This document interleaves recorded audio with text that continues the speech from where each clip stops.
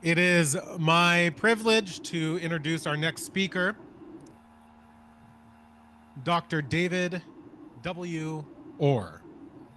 Paul Sears, Distinguished Professor of Environmental Studies and Politics Emeritus, Counselor to the President, all at Oberlin College for many, many years, and presently Professor of Practice at Arizona State University. Perhaps best known for all of us as for his pioneering work on environmental literacy in higher education and his leading role in the promising new field of ecological design. He's the author of a number of books, like 8 or so, including Dangerous Years, Climate Change, The Long Emergency, and The Way Forward from Yale University Press, Down to the Wire, Confronting Climate Collapse, Design with Nature, Earth in Mind, co-editor with 4 others, including Democracy Unchained. So a whole bunch of great stuff. Most of you are familiar with his work, have been influenced by his work, inspired by his work, and I'm sure we'll be inspired again today. So with that, Dr. Orr. Andrew, thanks. I'm the thing that caused you to come in from the sunshine. And so if you want to go back out there, go back out there. I'll take my nap. This is the time I normally catch a nap. A couple things to start. I'm going to get to serious stuff here in just a moment, but a couple things to start. Can you hear me in the back okay? Do you want to hear me in the back? Um, the slide on the screen here, I love that because you're looking at 4 layers of bad behavior. There's a homeless camp down here. There are a bunch of people driving on a California freeway here, a fire here, and then an airplane here. I mean, you get 4 levels of carbon-based sin, and in one picture. I'm supposed to talk about eco-literacy, and I didn't choose to talk about that. That was assigned, and I don't know anything. I never took an education course, so I don't know anything about education. I taught for 27 years at Oberlin, and before that, University of North Carolina, before that, Agnes Scott, and so forth. So I've been around education for a long time. My dad was a college president, so from the time I was 5 until the present, I've been in and around higher education. So I don't know that that entitles me to say anything about eco-literacy. Jeremy, where are you sitting? That was a great talk this morning. And I can imagine that the 3 books, the third coming out, would be a great curriculum for about any school. I mean, that was a magisterial presentation of the overall connection. So thanks for that. Point of confession, when I was 5 years old, about that big, my dad was a Presbyterian preacher at that time, and he and my mother thought it'd be good for me to go to the local Presbyterian Sunday school church that was in the basement of the New Wilmington, Pennsylvania Presbyterian Church. And I looked at that as incarceration. For those of you not familiar, that's just being put in jail. So I was 5 years old and incarcerated. Now, what they did was to lock us in a little room after serving us lunch and in the basement now and expect us to take a nap. And according to the police report, I led the effort. We dragged a little table over to a window. There were casement windows that were about this high, and I was about that high. My buddies were about that high. But on top of the table, we could reach the casement window, and we did. And so we, one by one, crawled through this little casement window and made our escape from incarceration, a jail. And half a block away was an ice cream store. And so that was back in the day, a long time ago, back in the days when you could get a scoop of ice cream for 5 cents. You can't do that anymore. So we went to the ice cream store and got, but they found us. They sent out search parties and hound dogs and all that kind of thing, and they found us and returned us to the big house, which is just another word for jail. And so now the reason for saying that is I think I've been involved my whole life in something like a jailbreak. And education is just part of that. All of us have done hard time in schools, and I think that a good bit of the issues that we face are a result of the way we have been schooled. And so that's kind of the underlying theme. I just wanted to point a confession. I just want to tell you it started early. I was 5, and we engineered our escape from the big house and got out and got ice cream. And the waitress at the local ice cream store testified against us at the trial, which was carried on CNN. No, I'm kidding. Um, the um, the connection here with John Cobb is interesting. In 1972, a book came out called The Limits to Growth. And it was a famous book. It was done by a group of mathematicians and computer scientists that worked at MIT, or both grad students. And the long story short, they looked at 5 different variables and ran a whole bunch of scenarios. And the long story short was that at some point it all came undone. And they put it at about a century. No matter how they looked at the models and how they ran the models, they had these 5 variable technology, population, and so forth. Uh, the civilization collapsed, and we are that was 1972, so you can do the math on that. We're well into that 100-year period in which this is, and they're before Donella Meadows, one of the authors of the book, pointed out before her death that we're right on track, that those predictions are bearing out. What they didn't calculate, however, was the loading of the atmosphere with carbon and heat trapping gases. And so that was kind of the wild card that they missed in the whole thing. In 1970, in the early 70s, I was working in Atlanta for then Governor Jimmy Carter, and working on environmental issues for the governor's office. And we did a conference. A couple of colleges got together, Agnes Scott, where I was affiliated, and Emory and some others, with the governor's office, and held a conference on the limits to growth and the future of Atlanta.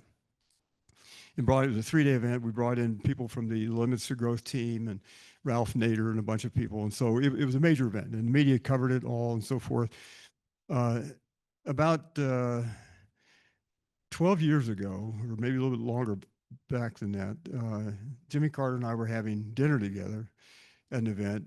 And he looked at me and he said, "Do you remember that conference on the limits to growth we did?" And I said, "Yes, sir, I do." And he said, "Well, the good thing we did it, because if we hadn't done it, Atlanta would have really sprawled." That was his idea of humor. Um, and Atlanta, if you looked at a map of Atlanta, like pancake griddle on a hot batter on a hot pancake batter on a hot griddle, Atlanta is twice the size that it was in the early 70s, just physically. And so we haven't done anything on the limits to growth. But Herman Daly came down to that event. He had just published a reader on the steady state economy. That was his first major publication from W.H. Freeman. And it had all the stuff about limits to growth and economy and so forth, and the physical evidence. He, in turn, had been a student of a guy named Nicholas Georgescu Rogan, a Romanian economist, mathematician, who published a book which still reads well, The Entropy Law and the Economic Process. The point of the book is, and Daly's work is, that physics is more basic than economic ideology. That entropy, you can't, the faster you grow and the more volume of stuff you put through the economy, which we call GNP and economic growth, the faster you get to chaos and ruin. That those materials, by the laws of physics, are simply going to be dissipated. So Daly came down, and we had him, every speaker coming down for that event had to give 2 talks, one in downtown Atlanta and one out on one of the campuses. And the talk in Atlanta was organized by the banking community in Atlanta. CNS Bank was a big bank at that time, since been bought. The federal bank there, and all the bankers were there. And Daly gave his talk on the steady state economy. And it was like a preacher leading a hymn sing at a whorehouse. Uh, it was a great talk. And in terms of being right, he was right about the issues. You grow the economy, you just simply speed up disorder. And so they gave very polite applause at the end. They applauded very politely, and then went back to the business of making Atlanta grow to twice the size it was at that time. Daly teamed up with John Cobb to write the book For the Common Good. And they came to a place that we had established in Arkansas on 2 occasions. Once when they were setting the book up, and they brought in a team of theologians and people to critique the book. And that was the first go through. And then they went back and rewrote the book. The final copy that they published in 1989 is the result of some of the critique and so forth. And they came back for a second meeting around the common good. But that's my experience. That was my introduction to John Cobb. And Herman Daly and I made contact until his death not too many years ago. But that's the connection with all of this. Um, Now, this talk, if I was talking to you, or Jeremy talking, anybody talking to you 2 or 3 or 4 years ago, 10 years ago, it'd be a different talk. Right now, we're in extremis, and we don't know how to deal with this. Our language doesn't help us understand the nature of the crisis. We stand at the brink of things we can't begin to imagine. And climate change is real. I'll show you one slide here that it's accelerating. That's simply the scientific evidence. And if you read the science press, which I try to do every morning, the articles come out in just a drumbeat of bad news. It is faster, more extensive, and it's not something for which our language is adapted. We still talk about climate solutions. And climate is not a solvable problem. And the way we typically use that word solvable. If you have a broken tie rod on a car or truck, that's solvable. Climate change lasts for a long time. It is, somebody once put it, a long emergency. So once carbon and heat trapping gases are in the atmosphere, we have to wait until they weather out. That's centuries or millennia in the future. We were born in, all of us here in the room were born in a Holocene. The students that graduate this spring are in a new geologic era. Call it the Anthropocene or call it whatever you want. But it's not the era in which we grew up. And I say that because trying to think of what's important to say as we have these conversations. And one of the things I think is important to say is how do we respond to this? Whether it's by grieving or, as Ryan was talking about over lunch, or by simply summoning courage. Oberlin students, where I still live in Oberlin, and I left there or retired there 7 years ago, and then went to Arizona State. But they wanted a letter from 5 of us faculty members or former faculty members on the subject of courage. And it's as if we're standing dockside, watching them or wishing them bon voyage on a journey into stormy seas, in search of some continent of ideas and capabilities and practical arrangements that will be, quote, sustainable, fair, decent, and so forth. We don't know that they'll make it. Nobody else could say that before our time. Now, then people will, and you've heard, all of you have heard this. Oh, that's so gloomy. I used to give talks with a friend of mine who was a Marine Corps colonel, and a woman in Kansas City, after he got up and gave all the bad news and so forth, said, oh, that is so gloomy, and it's so despairing, and I don't know how to handle that. And his response, I always thought was pretty good, said, lady, I'm a Marine, and we go into battle, we know we can get killed. You just got to suck it up and do your duty. She sat down very quietly. But that's where we are now. And I don't want to talk about courage. I want to put that on the table, though. All the talk about eco-civ and it's all wonderful talk, and I'm all for that vision. And what you do is great work in that whole area. We need a vision that's out there, but we need the courage to enact that vision and to act. And so that's the background of this. Now, that's different than the talk I'm going to give. The talk here is going to be on 3 parts. I want to give a series of propositions and just talk with you about those. And this is drawing on no particular pedagogical theory that I could identify, although I've read some of the same things you've read. And Whitehead's admonition and aims of education is students need to be taught to fall or help to fall in love with the natural world. I think that's a pretty good way to think about it. And that's getting harder. John Dewey's talk about engagement of people in their circumstances to bring them to bear and see that the places in which they, quote, learn, including schools, are pedagogical, and I'll come back to that point. So there's a lot of theory out there. But in the case of just one other thing, I don't think I thought much about education until I had to do it. When I left University of North Carolina, My brother and I bought 1,500 acres out in the Arkansas Ozarks. I hadn't even been to Arkansas at that time. And what we planned to do was to make a place in which, in that 1,500 acres, that the place was its own curriculum. In other words, if it happened within those borders, it was curriculum. So the way we managed 1,300 acres of forest land, the way we managed our farmland, the way we handled our cattle operation, what we built, all that was curriculum. And so curriculum wasn't something out there you imported in. It was something that you did. And so we had 5 elements of curriculum: applied ecology, land management, agriculture, energy systems, issues of justice and fairness. And then toward the end of this, the slides I'm going to show you, there's a wonderful quote. William Barber, who for my money, I think is the best speaker in the United States. He is African American, evangelical, now at Yale. We did a conference in 2017 on the state of American democracy, the acronym SAD, but the state of American democracy. And William Barber closed out the event by saying that our ideas are too puny for our circumstances. And what I like about Phil's work and Jeremy's work and the work of all of you is those aren't puny ideas. This is big stuff.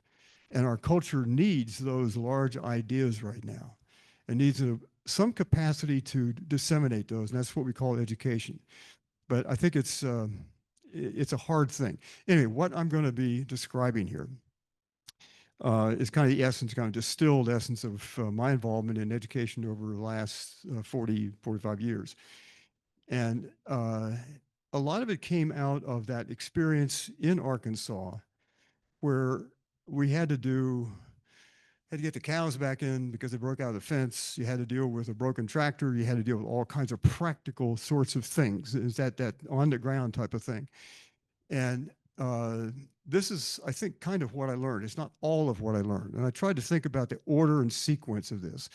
I don't know that I came up with a theory for the sequence of this. So I'm going to show you a series of propositions just as the way they occur to me, and we can talk about that later. And then I want to show you what I think I concluded. Once we've told young people, or anybody, that the world's going to hell in a handbasket and you got to suck it up and you got to do all kind of heroic things. This is our final exam, as Hazel Henderson once put it. We're coming up for the final exam and, we've got to hustle. Time's not our friend anymore. And I think those ideas are so critically important now to convey one way or another. But, if I said, I'm going to show you two pictures of two slides on climate change. I don't think anybody, when you see those pictures, is going to have advanced heart rate or sweaty palms. We're not wired that way. We're wired to, if you open a door here and a Bengal tiger walks in, that hits us at a different level. That hits our fight-flight mechanism at the amygdala stem of the brain. And there's no discussion. Let's deal with that thing. But climate change, just the Keeling curve, just stuff going up, and it's on a slide, and it's abstract, and it's a nice day out here, and what are we doing inside? And a nice day out there, but we're not wired yet to think in those abstract terms. So, and then I want to remind me, Marcus and Sandra, to end with the talk we had this morning. And so there's a kind of a proposal coming. Now, you all got copies of the paper sent out. There'll be an exam if you don't get a passing grade on the exam. All right, let's get to it. This is the climate issue is just in come and outgo.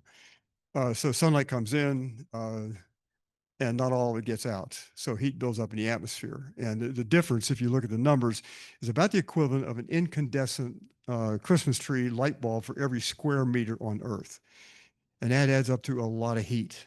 If you look at it, somebody once measured the heat given off by atomic bombs, and the numbers come out something like 6 Hiroshima-sized atomic bombs per second give off a certain amount of heat. We're doing that every second, every minute, every hour, every day, 24/7. And actually, it's going up. Most of the heat is stored in the oceans. And so that's yet to be released. So something that we're dealing with terrestrial heat, it's something like 5 to 7% of the total heat that has been released. Um, this is simply data, and all of you have seen this kind of stuff. This is all the data for all the years, and it kind of stacks up here. This is way back when in 1880 or whenever. And then this is the alarming part. And in 2023 and 2024, there was a jump that was not easily explained by climate, any model that we now have. And so there was a dispute between Jim Hansen on one side and Michael Mann on the other as to what was causing this. And frankly, they don't know. I think Hansen, I'd be afraid to bet against Jim Hansen, but he's got probably a great batting average, great record on these things. But um, frankly, they don't know. And it was the spike, it was the rapidity of it that was so alarming. And so heat went up. Carbon content of the atmosphere had been going up by 2.2 parts per million per year. All of a sudden, it jumped to 3.58 1 year. And something in science, that's like going from 0 to 150. That doesn't happen. And so then the heat went up with it, the carbon levels continue to rise and so forth. Now, here are the propositions.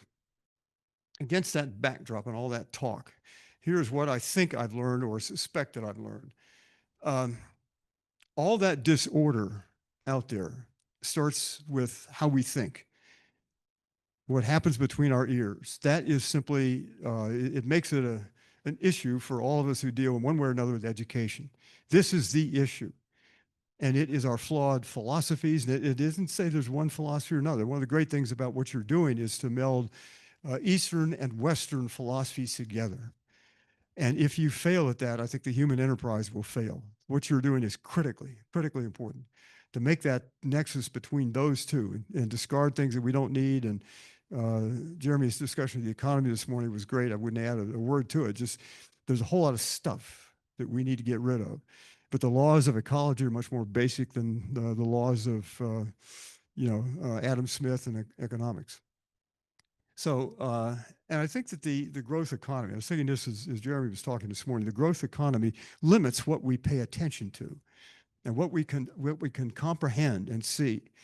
And I've seen numbers that all of us are exposed to something like 5,000 commercial messages a day, 5,000. And assume that's half wrong. Maybe it's only 2,500. But that is the largest effort ever in human history to deflect human consciousness into consumption. And consumption was a word that used to mean tuberculosis. Literally. And so we're consuming the planet. We're consuming our stock of resources. And I think it limits what we think about. I think in my time at Oberlin, the 27 years of teaching there, I think I saw very progressive students like you have at Pomona and Claremont College and so forth, think that somehow selfishness and self-interest were the same thing. And you don't have a way not to be self-interested, but you choose to be selfish. And they learn to conflate the two. How did that happen? And I think those commercial messages, neoliberalism, and all that kind of stuff, the growth economy, worked its will on the way we think and how we think and what we think about. That's one proposition. Number two, I read an essay that comes out shortly on humans as fast thinkers but slow learners. And think about this. We are incredibly talented. You give one of the things, the stories I always liked, there was a guy that invented what he called the club. It was a thing you attached to your steering wheel to get your car, to prevent your car from being stolen. You know what I'm talking about? So this thing about this long, and it was made out of carbon steel and so forth. And it was foolproof, they thought, until some guy that had never taken a high school chemistry course, hadn't even graduated from high school, figured out if you spray cold nitrogen on it, it gets brittle and you can crack it with a hammer and break it and steal the car and drive off. Fast thinkers, slow learners. Now, if we were, and one of the great things I think of this enterprise, Chinese civilization is what, 5,000 years old. Western civilization is much younger. We're upstarts by comparison. And now we have to begin to mesh our ideas with that long-term trajectory. We have to become students of the long term, things that survived for many years, centuries and eons. And so that's Chinese civilization, the Catholic Church, Oxford University, I don't know. But American culture is particularly vulnerable because we still think in terms of immediate gratification. fast thinkers, slow learners. Um, the uh, I'll let that stand. I think the word ecosystem, break the two apart. The word system alone simply means we are part of a community, and you can't secede from a system. You can pretend it doesn't exist, but you can't. It still exists. You're still confined within its laws and parameters. So when you put the two together, ecosystems, I think, is the most radical word in any culture, any language. And it means we're just kin to everything that's ever lived, everything that is living, and everything that will, by our forbearance, live. Um, I think this comes, I think, from uh, living a long time and reading people like Aldo Leopold and philosophers and writings of many of you in the room. Self-interest is a large concept. We mistake it in thinking that self-interest is confined within what our role as consumers and not citizens. Um, and then here, this is where things get controversial. I don't much like AI. Um, and we were talking about this a few minutes ago at the back of the room. Artificial intelligence, we get enough artificial intelligence right now living around Washington. But AI, you and I are carbon-based intelligence. So our brains are made of flesh. AI is silicon-based intelligence. You and I have had stubbed toes, broken hearts, pet dogs, pet cats. We've grieved, we laugh, and so forth. AI will have none of that. It will be a cold intelligence. It will regard us with no more empathy or charity than we regard our toaster. It's simply a mechanical putting together. And if we think it's controllable, I think we've got a bad lesson coming. Norbert Wiener, the great American mathematician at MIT in 1948, said something to the effect that when it arrives at sentience, that point where it becomes self-aware, which is a dispute now, whether it is in some ways becoming self-aware, we have no, as he put it, no good reason to believe it will be kindly disposed to us. And we walk away from that. Even Elon Musk said AI is like summoning the devil. I thought Trump's bringing him to Washington was summoning the devil, but that's another subject. Uh, anyway, this gets into issues of we invent these things, and yet we have no way to control it. There is no legal system around what AI can do, what it will do. I'm sure in some things like medical diagnosis, my wife just had a battle of cancer. It would have been great to have a medical diagnosis system that used AI and tapped all these resources and very quickly came up with some kind of remedy. That's one thing. Applied to control of nuclear weapons, economies, trade routes, that's a whole different thing. And so we're developing technologies for which we have no way to control them. If they go bad, we're done for. Now, one other comment on this.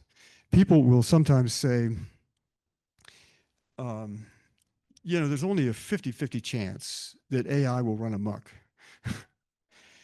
You wouldn't get into a car if you knew the odds of a fatal accident were 50-50. You wouldn't do it. But if it's so merely the whole planet, well, let's give it a go. Uh, the casualness with which this is being done, we have no way to slow things down and just mull it over. One of the great things I like about Amish culture in American life is a group of elders, or it's patriarchal, so these are all men, will debate a technology. I sat in on one of their meetings when cell phones became current. And they were debating about cell phones. And their priority, their yardstick to measure these things was neighborliness. And so cell phones and neighborliness, that was their point of departure.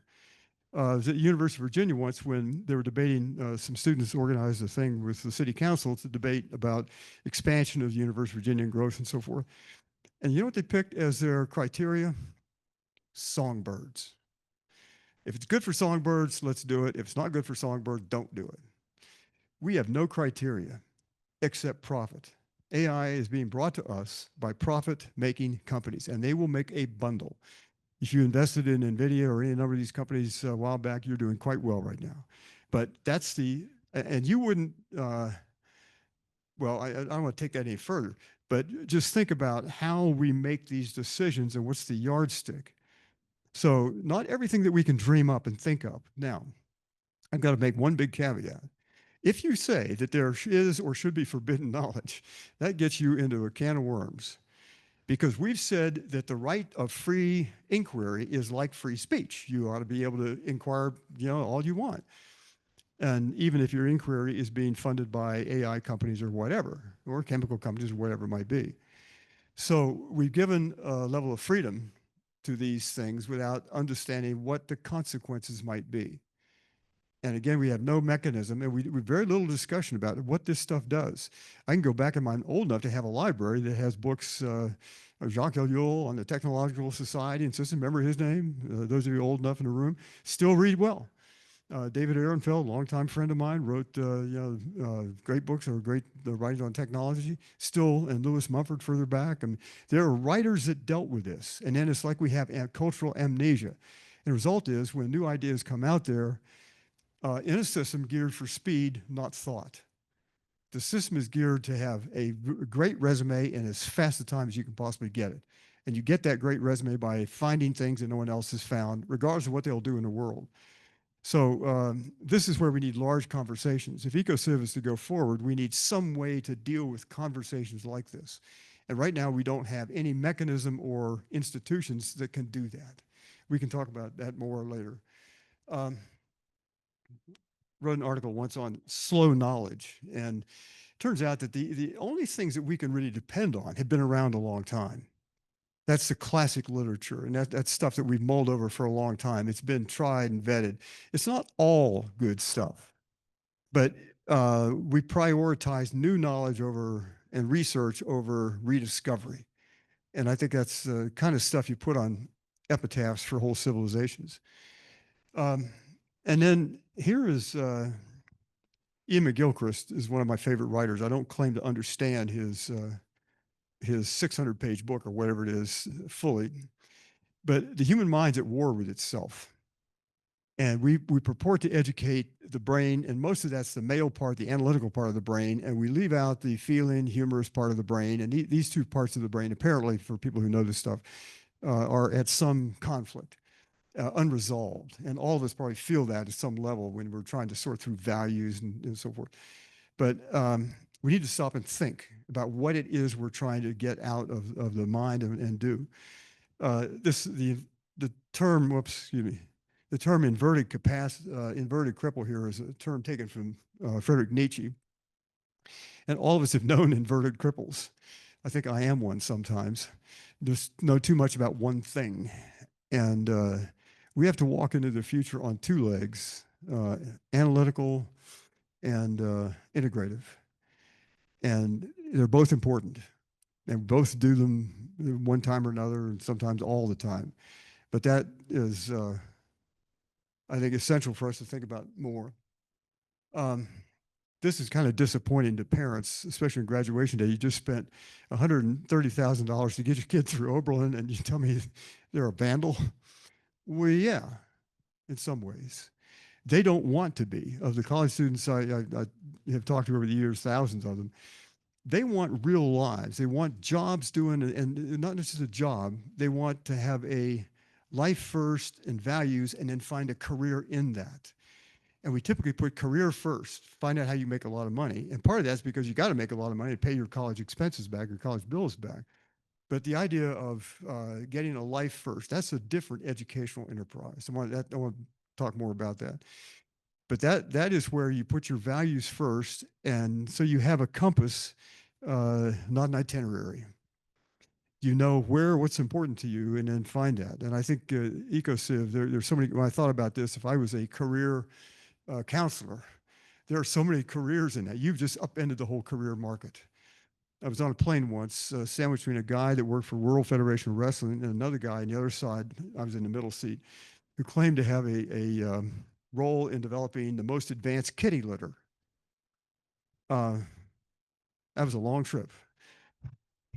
I never realized that on one side I got the wrestling thing, and I thought, hey, you two guys need to get together. You wrestle with Mr. Kitty Litter here. Um, the what we do in education is a lifelong process. So EcoCiv, anything worthwhile, is a long learning process. And so if curriculum is going to line up with this, then I think it needs to be thought of as this is just a start. And I think also, I've thought about this. I'm a graduate of the University of Pennsylvania. I've thought about Penn some. Donald Trump has a degree from University of Pennsylvania also. And I've thought, if I'm an architect, I lose my license if I don't come back for regular training. If I'm a doctor, I've got to upgrade my education. If I any number of professional fields, you've got to go back to be, get the latest or whatever it is. But I've thought that in the case of being president of the United States, maybe they ought to put a term limit on his degree and just take it back if he doesn't show up for remedial education. Anyway, I'm not supposed to be partisan here, I'm sure, right? But I mean that. Why do we give degrees and assume that they require no further updating? Knowledge changes dramatically and very quickly, and what EcoCiv is about is a change of paradigms and perception. And that changes everything else that you learn. So it's one of those things that all right. We're coming to the end of the list, but I think that in summary, I found education. I'm a loving critic of what we do in colleges and universities, but I'm a critic. And I think a good bit of what we do is machine-like. It's inappropriate for a world with a biosphere. We turn out routinely, I swear, if you were to ask students on graduation day, do you know how the earth works as a physical system? How many would pass? How many would pass a basic seventh grade knowledge of earth system science? My field of political science, we stopped teaching civics 50 years ago.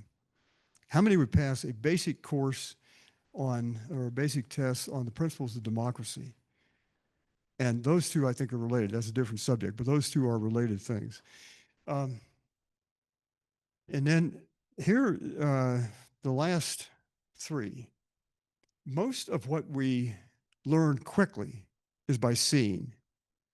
And the power of sight, we're wired to believe things that we see. Sight has a overweening importance on how we think. And so that gets to the next part of this talk, and I'll wait until that just a minute. And then for those who think, I've spent a good bit of time with poor people over the years, and I think this is challenging because I've known as many fools with PhDs as brilliant people with high school degrees or less. And I think we downplay, and I guess this is part of the Trump appeal. When he says he loves uneducated people, he's assuming they're gullible. They're not always gullible. They don't have to be gullible. That's a solvable issue. But I think that we do ourselves no service by assuming that education equals intelligence. And in this, I think all of us have seen this in one way or another, that we can come up with all kinds of clever ways to justify all kinds of nutty things.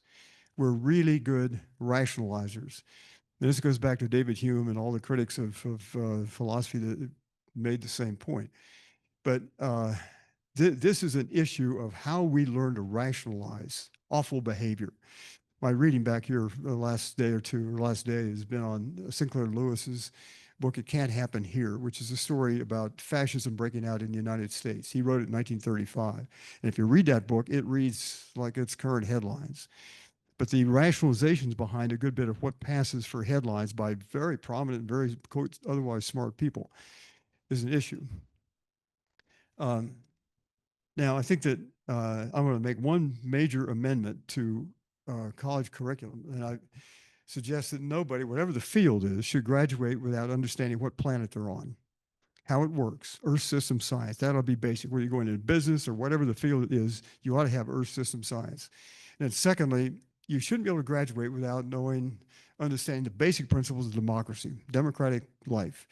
And then thirdly, why these two things are important. I don't think, and this is simply an opinion, but I think there's good reasons behind it. I don't think we'll solve or deal with climate effectively until we have solved our problems of how we do the public business democratically. So that's that. Now that takes me to the next part of the talk, and this will be quicker. I don't think, I made a decision a long time ago that if I'm going to tell young people about climate and the ain't it awful stuff, then I have to, I've raised their energy level. I have to give them some way to find uh, hope. And wants to find hope is a verb with its sleeves rolled up.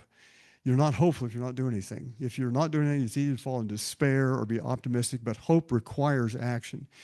And so this building is now 25 years old. It was the first entirely solar powered building on a U.S. college campus.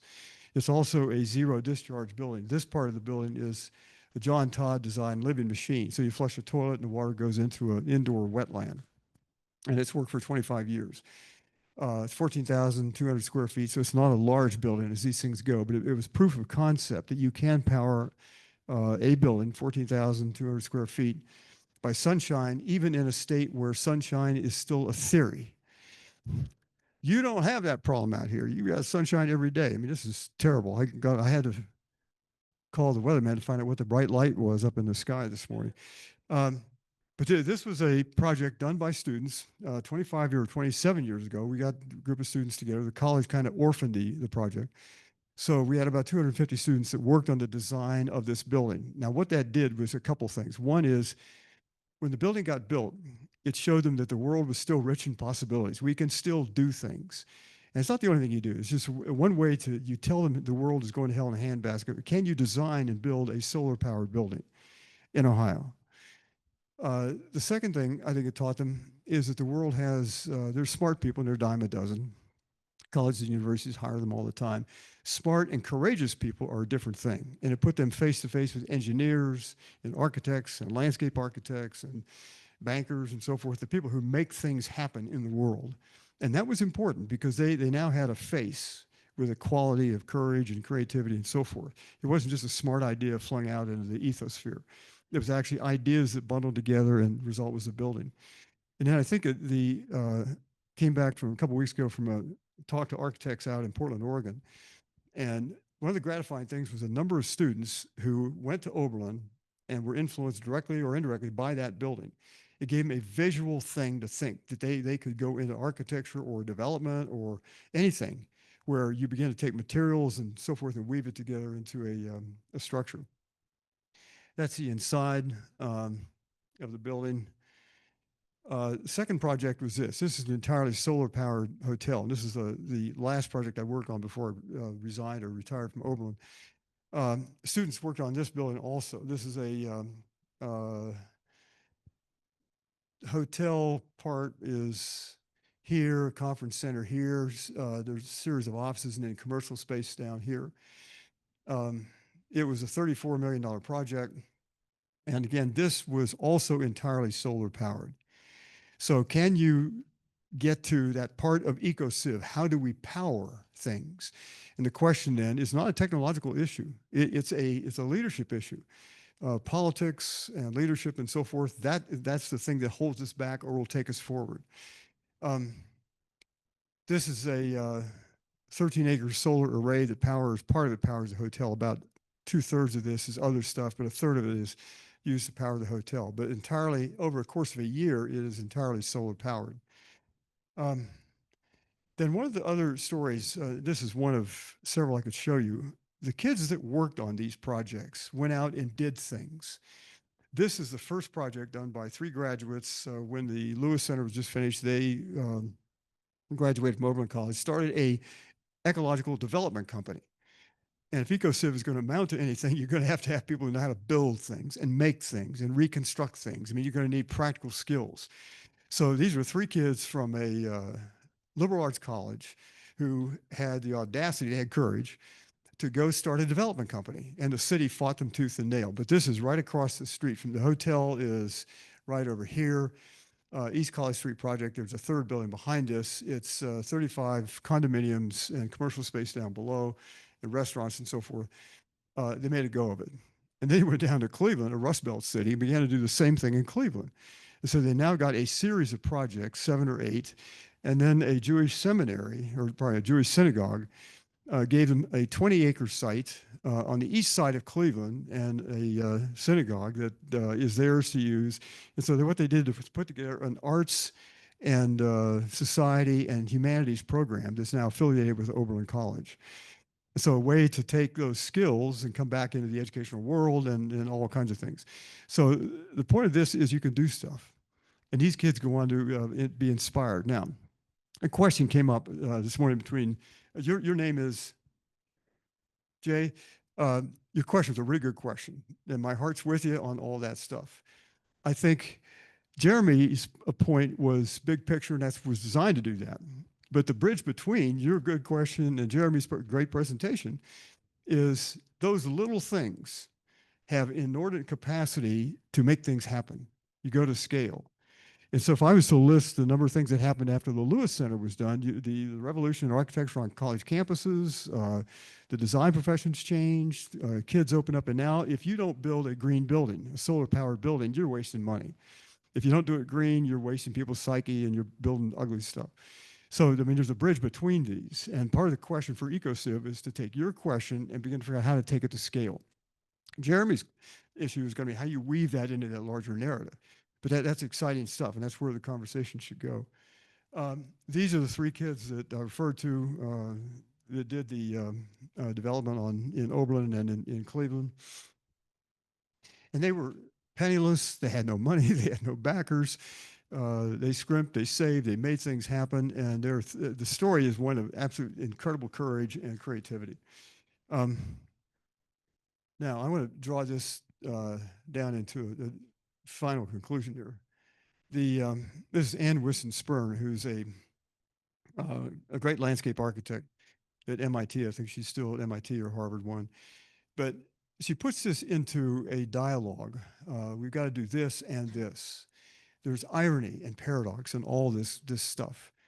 And so EcoCiv involves a lot of those things. How do we feed people without ruining land? How do we deal with justice and maintain an economy? And all these things. There are no easy answers to any of this, but there are better and worse answers to almost everything. And so Ann Whiston-Spirn, I think, gets the point very well here. I mentioned William Barber. And William Barber, at the Oberlin Conference on State of American Democracy in 2017, closed out the event by saying, and this is a booming voice. This guy is an orator, unbelievably powerful speaker. Our ideas are too puny for our circumstances. You can't say it any better than that. And so we in the academy are guilty of having a lot of very rigorous, thought out, puny ideas. And now we need big ideas. And most of those big ideas are woven into your work. It's justice, it's fairness, it's decency, it's beauty, it's longevity. All those things. Remember that book by Robert Fulghum, Everything I Needed to Know I Learned in Kindergarten? And what you learned in kindergarten was share your cookies, say you're sorry when you do something wrong, hold hands crossing the street. All the basic kind of stuff, just human decency. And so that is the core of what we need to do. Those are big ideas. And then I got one more thing to do here, but I'll show you one last. These are 4 books I've done on various on education and so forth, and for whatever value they are. But I want to talk about what we do next. And this morning, in the paper I handed out, there's mention of Schumacher College on the last part of it, a place in Devon, England. And Sandra and Marcus and I were talking this morning about this. Imagine EcoCiv as a evolving curriculum that is taught not just in universities, although it could be, but also in small places where dialogue is the point. At Schumacher College, started by Satish Kumar, named after E.F. Schumacher, the British economist who worked with John Maynard Keynes. It was kind of like a French salon at the height of the Enlightenment. Every ideas came, and people came from all over the world. And you could be sitting there with a bureaucrat from Chile and a student from France, and the people were diverse and constantly shifting kind of curriculum. There was no, quote, formal curriculum where you had to go through so-and-so 101 and then 208 and so forth. That didn't happen there. It was more free form than that. You followed the ideas where they led. And everybody was there. And there was a farm there. It was on the old Dartington estate. Our place at Meadow Creek was like that, 1,500 acres, and kids worked on the farm. We had a sawmill. We had a wood shop. There were always cows that kept getting out of the pasture. We had an organic cattle operation. But beginning to do the curriculum around actual work. But imagine places, and I want to stop here with this, but imagine places where, like yours, like Meadow Creek or Rocky Mountain Institute or Schumacher College or in China, there are hundreds of places that could be woven into a curriculum. So an 18-year-old student going to quote college, you don't go to necessarily to a place, but you get involved in a network and you spend maybe a month at this place, a particular culture, particular ecosystem, particular kind of faculty. Then you go to another place in India or China or Brazil or wherever it might be. But you spend a couple of years, 3 or 4 years, going through a network of places. It doesn't mean you don't go to college. It just means you have other ways to acquire that last experience. And that experience is, I say in this piece, the metaphor is it's a little bit like salt in the stew, small by volume, large by effect. It just changes the flavor of the whole thing. And so you then have people who are incredibly smart, faculty who do courses in philosophy or physics or chemistry or politics or whatever it might be, and they know those fields well. And then you go out and you also do this network where you're dealing with people who have a lot of courage. They made things happen in the world and they've been shot at and, they've been around. They're not superhuman. They're just human, but they've done things. And now you have a person and a quality of courage and intelligence and creativity. But that's, let me stop right there. But that's I think to begin to think about the educational requirements of ECOS, that's one way to think about and advance on that subject.